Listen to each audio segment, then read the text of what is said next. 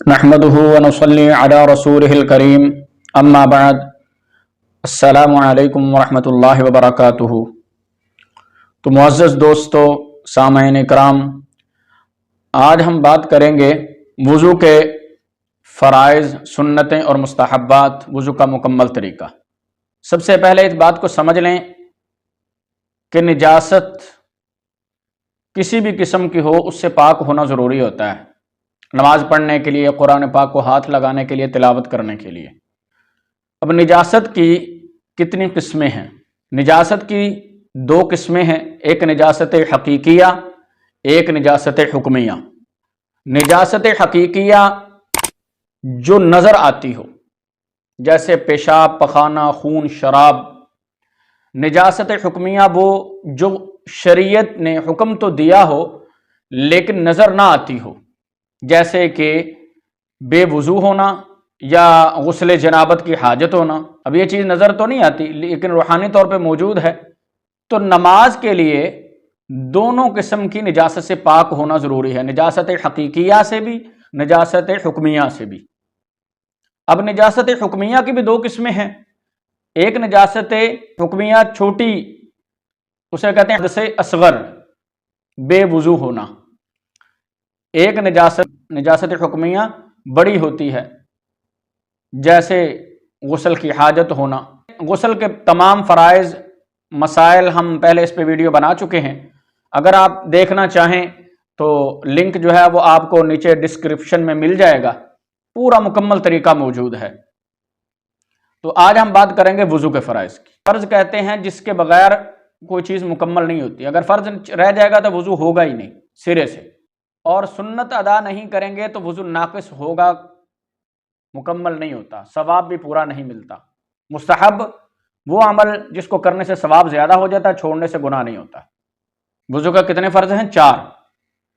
پہلا منہ دھونا۔ منہ اس طرح دھوئے کہ ایک کان کی لو سے دوسرے کان تک، پیشانی کے بالوں سے لے کر ٹھوڑی کے نیچے تک، اس کو اچھی طرح منہ کو دھو لے، ایک بھی بال خشک نہ رہے۔ دوسرا فرض، دونوں بازو کوہنیوں سمیت دھونا، کوہنیوں تک نہیں، کوہنیوں سمیت دھونا، ایک بھی بال خشک نہ رہے۔ تیسرا فرض، چوتھائی سر کا، سر کے 4 حصے کر لیں، ایک حصے کا مسح کرنا ضروری ہے، یعنی اتنا مسح ہونا چاہیے، فرض ہے۔ اور چوتھا فرض، دونوں پاؤں ٹخنوں سمیت دھونا، ٹخنوں تک نہیں، ٹخنوں سمیت دھونا۔ یہ 4 فرض ہیں۔ وضو کی 13 سنتیں ہیں۔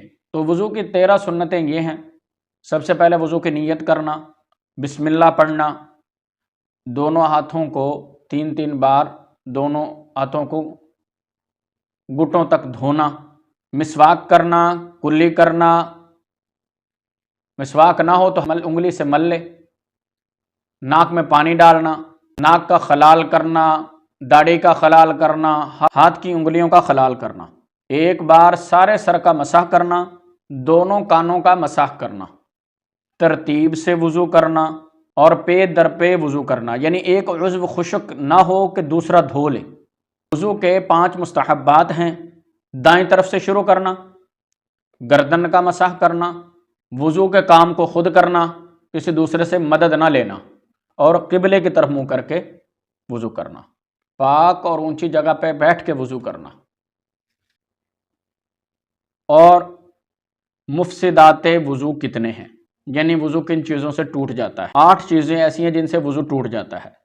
پیشاب، پخانہ کرنا یا ان دونوں راستوں سے کسی اور چیز کا نکلنا، ریح یعنی ہوا کا خارج ہونا، بدن کے کسی حصے سے خون یا پیپ کا بہہ کر نکلنا، اور منہ بھر کر قے کرنا، یعنی الٹی کرنا منہ بھر کے، لیٹ کر یا سہارا لگا کر سو جانا، بیماری یا کسی اور وجہ سے بے ہوش ہو جانا، پاگل یا مجنون ہو جانا، بالغ آدمی کا نماز کے اندر قہقہ لگا کر ہنسنا، اس سے وضو بھی ٹوٹ جاتا ہے اور نماز بھی ٹوٹ جاتی ہے۔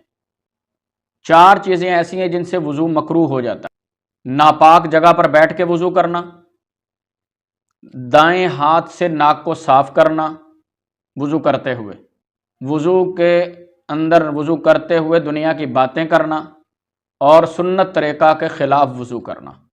دعاؤں کا اہتمام کرنا چاہیے، جب وضو کر رہے ہوں تو انا انزلنا فی لیلۃ القدر پڑھ لیں، اور دعا ہے اللہم اجعلنی من التوابین واجعلنی من المتطہرین واجعلنی من الذین لا خوف علیہم ولا هم یحزنون۔ اور جب وضو کر کے اٹھے تو آسمان کی طرف منہ کر کے دوسرا کلمہ اشہد ان لا الہ الا اللہ وحدہ لا شریک لہ واشہد ان محمدا عبدہ ورسولہ پڑھیں۔ یہ وضو کے بعد کی دعا ہے، فرمایا کہ جو بندہ یہ پڑھ لیتا ہے اس کے لیے جنت کے 8 دروازے کھول دیے جاتے ہیں۔ اللہ پاک عمل کی توفیق عطا فرمائے۔